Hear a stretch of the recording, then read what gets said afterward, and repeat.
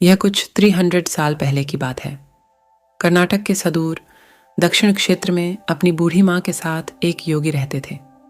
उनकी माँ काशी जाना चाहती थी ताकि वह विश्वनाथ जाकर शिव की गोद में प्राण त्याग सके। इसके अलावा उसने अपने जीवन में अपने बेटे से कभी कुछ नहीं मांगा था।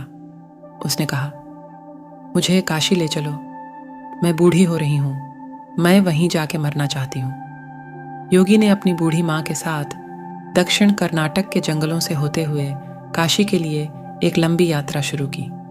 वृद्ध होने के कारण उनकी माँ का स्वास्थ्य बिगड़ गया, तो उन्होंने माँ को कंधे पर उठा लिया और जाहिर तौर पर कुछ समय पश्चात वह कमज़ोर महसूस करने लगा। उसके पास शिव से याचना करने के बजाय और कोई चारा नहीं बचा। उन्होंने याचना की, हे शिव, मुझे मेरे इस प्रयास में विफल मत होने देना। बस यही एक चीज़ है जो मेरी माँ ने मुझसे मांगा है। कृपया मुझे इसे पूरा करने दें। मैं इन्हें काशी ले जाना चाहता हूँ। हम वहाँ सिर्फ आप ही के लिए आ रहे हैं। कृपया मुझे ताकत दें। दोस्तों, यह कहानी पूरी सुने। अगर आपके पास अभी टाइम नहीं है सुनने का तो बाद में सुने, क्योंकि यह शिव जी के बारे में बताई गई बातें हैं जो आपको ध्यान से सुनना चाहिए। इसलिए आपसे अनुरोध है कि पूरी कहानी सुने और इसी तरह की शिव जी से जुड़ी बातें जानने के लिए हमारे चैनल को सब्सक्राइब करें और वीडियो को लाइक करें। तब जैसे ही उन्होंने चलना शुरू किया तो पीछे से एक घंटी की आवाज़ सुनाई दी, जैसे कोई बैलगाड़ी आ रही हो। उन्हें धुंध से उभरती हुई एक बैलगाड़ी दिखाई दी, जिसे एक बैल खींच रहा था, जो थोड़ा अजीब था, क्योंकि एक बैल वाली बैलगाड़ी छोटे रास्तों के लिए होती है। जब सफ़र लंबा और जंगली इलाके से होते हुए हो तो हमेशा 2 बैल ही गाड़ी को खींचते हैं। पर जब आप थके हों तो ऐसी बारीकियों को किसे परवाह। गाड़ी नज़दीक आई, पर वे चालक को नहीं देख पाए, क्योंकि चालक लबादे में था और बाहर धुंध भी थी। मेरी माँ बीमार है, क्या हम आपकी खाली गाड़ी में यात्रा कर सकते हैं? उन्होंने कहा। अंदर बैठे व्यक्ति ने सिर हिला के हाँ कहा। वे दोनों गाड़ी में बैठ गए और बैलगाड़ी आगे चलने लगी। कुछ समय बाद योगी का ध्यान इस ओर गया कि जंगली रास्ता होने के बावजूद भी बैलगाड़ी बहुत आसानी से आगे बढ़ रही थी। तब उन्होंने नीचे देखा और पाया कि पहिए घूम नहीं रहे हैं, वे रुके हुए थे, पर गाड़ी आगे बढ़ रही थी। तब उन्होंने बैल की तरफ देखा और पाया कि बैल बैठा हुआ था, पर बैलगाड़ी चल रही थी। तब उन्होंने चालक की ओर देखा और पाया कि वहाँ सिर्फ लबादा ही था। उसने अपनी माँ की ओर देखा। माँ ने कहा, अरे पागल, हम पहुँच गए, अब कहीं और जाने की ज़रूरत नहीं है, यही वो जगह है, अब मुझे जाने दो। इतना कह के माँ ने शरीर छोड़ दिया। बैलगाड़ी और चालक सब विलीन हो गए। योगी अपने गांव लौट आया। लोगों ने सोचा, यह इतनी जल्दी लौट आया है, यह अवश्य ही अपनी माँ को कहीं छोड़ के आया है, यह उसे काशी नहीं ले गया। उन्होंने उसे पूछा, तुम अपनी माँ को कहाँ छोड़ आए?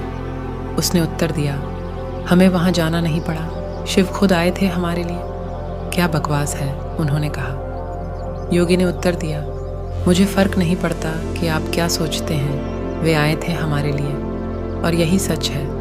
मेरा जीवन ज्योतिर्मय हो गया है, यह मैं अपने अंतर में जानता हूँ। अगर आप नहीं मानते तो ये आप जाने। तब उन्होंने पूछा, ठीक है, हमें कुछ ऐसा दिखाओ कि हम माने कि तुमने सच में शिव को देखा है और वे सच में तुम्हारे लिए आए थे। योगी ने कहा, मैं नहीं जानता, मैंने उन्हें नहीं देखा, मुझे सिर्फ एक लबादा दिखा, वहाँ कोई चेहरा नहीं था, वहाँ कुछ नहीं था, वह खाली था। अचानक सबने देखा कि वह खुद वहाँ नहीं थे, सिर्फ उनके कपड़े ही दिखाई पड़ रहे थे। वे दक्षिण भारत के महान संत बने। जहाँ भी वह जाते लोग उन्हें बिना चेहरे वाले योगी के रूप में लोग जानते थे। कैसे बने कुबेर शिव के महानतम भक्त? कुबेर यक्षों के राजा थे। यक्ष बीच का जीवन होते हैं, वे ना यहाँ के जीवन में होते हैं और ना ही वो पूरी तरह से जीवन के बाद वाली स्थिति में होते हैं। कहानी कुछ इस तरह है कि रावण ने कुबेर को लंका से निकल दिया और कुबेर को मुख्य भूमि की ओर पलायन करना पड़ा। अपना राज्य और प्रजा को खोने की निराशा में उसने शिव की पूजा करना शुरू की और एक शिव भक्त बन गया। शिवजी ने दया भाव दिखाते हुए उसे एक अन्य राज्य और संसार का सारा धन दे दिया। इस तरह कुबेर संसार का सबसे अमीर व्यक्ति बन गया। धन मतलब कुबेर, ये कुछ इस प्रकार देखा जाने लगा। कुबेर शिवजी का महान भक्त बन गया, परंतु जब भक्त को यह लगने लगे कि वो सबसे महान भक्त है तो समझ जाएं कि सब खोने वाला है। कुबेर को लगने लगा था कि वो शिव को इतना कुछ अर्पित करता है तो वो एक महानतम भक्त है, और बेशक शिवजी ने चढ़ावे में से विभूति के अलावा कभी कुछ नहीं छुआ, पर कुबेर खुद को महान समझने लगा क्योंकि वो शिवजी को इतना कुछ चढ़ावे के रूप में भेंट करता था। एक दिन कुबेर शिव के पास गए और कहा, मैं आपके लिए क्या कर सकता हूँ? मैं आपके लिए कुछ करना चाहता हूँ। शिवजी ने कहा, तुम मेरे लिए क्या कर सकते हो? कुछ भी नहीं, क्योंकि मुझे किसी चीज़ की आवश्यकता ही नहीं है, मैं ठीक हूँ। परंतु मेरा बेटा, उन्होंने गणपति की ओर इशारा करते हुए कहा, ये लड़का हमेशा भूखा रहता है, इसे अच्छे से खिला दो, ये तो अत्यंत सरल है। कहकर कुबेर गणपति को अपने साथ भोजन के लिए ले गया। उसने गणपति को खाना खिलाना शुरू किया और वो खाते गए और खाते ही गए। कुबेर ने सैकड़ों रसोइयों की व्यवस्था की और प्रचुर मात्रा में खाना बनाना शुरू किया। उन्होंने यह सारा भोजन गणपति को परोसा और वे खाते रहे। कुबेर चिंतित हो उठे और कहा, रुक जाओ, अगर तुम इतना खाओगे तो तुम्हारा पेट फट जाएगा। गणपति ने कहा, आप उसकी चिंता मत करो। देखिए, मैंने एक सांप को एक कमर पेटी के रूप में बांध रखा है, तो आप मेरे पेट की चिंता ना करें। मुझे भूख लगी है, मुझे खाना खिलाएं। आप ही ने कहा था कि आप मेरी भूख मिटा सकते हैं। कुबेर ने अपना सारा धन खर्च कर दिया। कहते हैं कि कुबेर ने दूसरे लोगों से भी भोजन मंगवा के गणपति को खिलाया। गणपति ने सारा भोजन खाने के बाद भी कहा, मैं अभी भी भूखा हूँ, मेरा भोजन कहाँ है? तब कुबेर को अपने विचार के छोटेपन का एहसास हुआ और उसने शिव के सामने झुकते हुए कहा, मैं समझ गया, मेरा धन आपके सामने एक तिनके के समान भी नहीं है जो आपने मुझे दिया। उसी का कुछ अंश आपको वापस देकर मैंने खुद को एक महान भक्त समझने की गलती की, और इस क्षण के बाद उसके जीवन ने एक अलग ही दिशा ले ली। कहानी 3। जब शिव योग का संचारण और सृष्टि की संरचना की व्याख्या सप्तर्षियों से कर रहे थे, तब एक सुंदर घटना घटित हुई। सप्तर्षियों में से एक ऋषि, जो बाद में भृगु महर्षि के नाम से जाने गए, शिव के एक उत्साही भक्त थे। इस पहले योग प्रोग्राम में, जो कांति सरोवर के किनारे हो रहा था, जिसे कृपा की झील के नाम से भी जाना जाता है, पार्वती भी मौजूद थी। भृगु हमेशा की तरह सुबह जल्दी आए और वे शिव की प्रदक्षिणा करना चाहते थे। पार्वती शिव के करीब बैठी थी, परंतु भृगु ने दोनों के बीच से होते हुए शिव की परिक्रमा पूरी की, क्योंकि वो सिर्फ शिव की प्रदक्षिणा करना चाहते थे, पार्वती की नहीं। शिव इससे खुश हुए, पर पार्वती नहीं। उन्हें यह पसंद नहीं आया। उन्होंने शिव की ओर देखा। शिव जी ने कहा, थोड़ा और करीब हो जाओ, वो परिक्रमा करेगा। पार्वती और करीब आ गई। भृगु ने देखा कि उसके निकलने के लिए पर्याप्त जगह नहीं है, तो उसने एक चूहे का रूप धारण किया और पार्वती को बाहर रखते हुए अकेले शिव जी की ही परिक्रमा पूरी की। पार्वती क्रोधित हो गई, तो शिव ने उन्हें अपनी जंघा पर बैठा लिया। तब भृगु ने एक छोटे पंछी का रूप धारण करके शिव जी की परिक्रमा पूरी कर ली। अब पार्वती अत्यंत क्रोधित हो चुकी थी। शिव जी ने पार्वती को खींचकर खुद में मिला लिया और उन्हें खुद का हिस्सा बना लिया, जिससे उनका आधा हिस्सा शिव बन गया और आधा हिस्सा पार्वती। वे अर्धनारीश्वर बन गए। भृगु ने यह देखा और खुद को एक मधुमक्खी के रूप में बना लिया और उनकी दाहिनी टांग का चक्कर लगा दिया।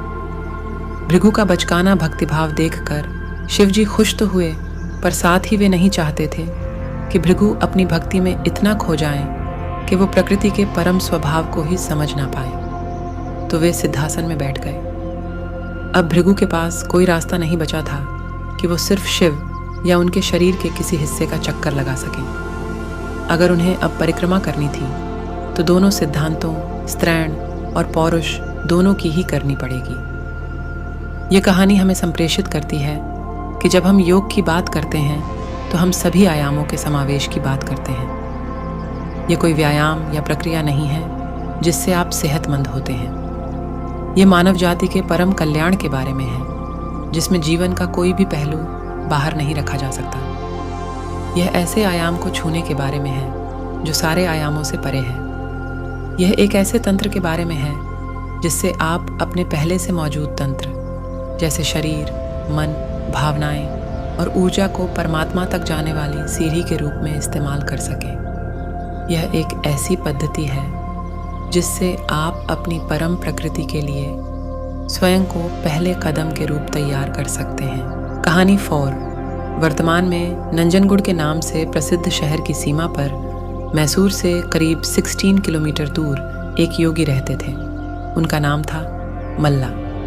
वे किसी परंपरा से संबंध नहीं रखते थे और ना ही उन्हें कोई पूजा पाठ की औपचारिक विधि ज्ञात थी, परंतु बचपन से ही जब भी वे अपनी आंखें बंद करते तो उन्हें शिव की तस्वीर दिखाई देती। शायद योगी शब्द उनके लिए काफ़ी नहीं है। उनके जैसे लाखों हैं। वे शिव के कैदी हैं। उनके पास कोई विकल्प भी नहीं है। शायद मैं भी उन्हीं के जाल में फंसा हुआ हूँ। हम उनकी तलाश नहीं करते। अभिमान के कारण शायद किसी की भी तलाश नहीं करते, पर उनके जाल में फंस अवश्य जाते हैं। शिव एक शिकारी थे। वे सिर्फ जानवरों को ही अपने जाल में नहीं फंसाते थे, अपितु इंसानों को भी अपने जाल में फंसा लेते थे। यह उन्हीं में से एक और था। मल्ला शिव के सिवा और कुछ नहीं जानता था। उसने कोई विशेष कौशल भी अर्जित नहीं किया था और वह जंगली इंसान बन गया था। यह तो उसे कभी विचार ही नहीं आया कि किसी को भी रोककर उससे अपनी ज़रूरत के लिए कुछ भी छीन लेना गलत भी हो सकता है। तो वो ऐसा ही करता था और एक डाकू के रूप में प्रसिद्ध हो गया था। वह जंगल के उस रास्ते का नियमित डाकू बन गया जिसे लोग सामान्य तौर पर इस्तेमाल करते थे। वह रास्ता जहां वो राहदारी वसूलता था, उस जगह का नाम पड़ा कल्याण मूलाई, जिसका मतलब है चोर का कोना। शुरू में लोगों ने उसे धिक्कारा, पर साल के अंत में लोगों से इकट्ठा किए एक एक पैसे को वो महाशिवरात्रि मनाने में खर्च कर देता था। वह एक बेडेढ़ा भोज आयोजित करता। कुछ सालों बाद लोगों ने उसे एक महान योगी के रूप में पहचाना और स्वेच्छा से योगदान करने लगे, और जो ऐसा न करते उन्हें योगदान देने के लिए प्रोत्साहित करने का भी उसे कोई पछतावा नहीं था। कुछ सालों बाद 2 योगी जो आपस में भाई थे इस रास्ते से गुजर रहे थे। उन्होंने इस आदमी को देखा जो डाकू तो था पर एक महान योगी भी था। उन्होंने कहा, तुम्हारा भक्तिभाव अद्भुत है, पर तुम्हारे तौर तरीकों से लोगों को कष्ट होता है।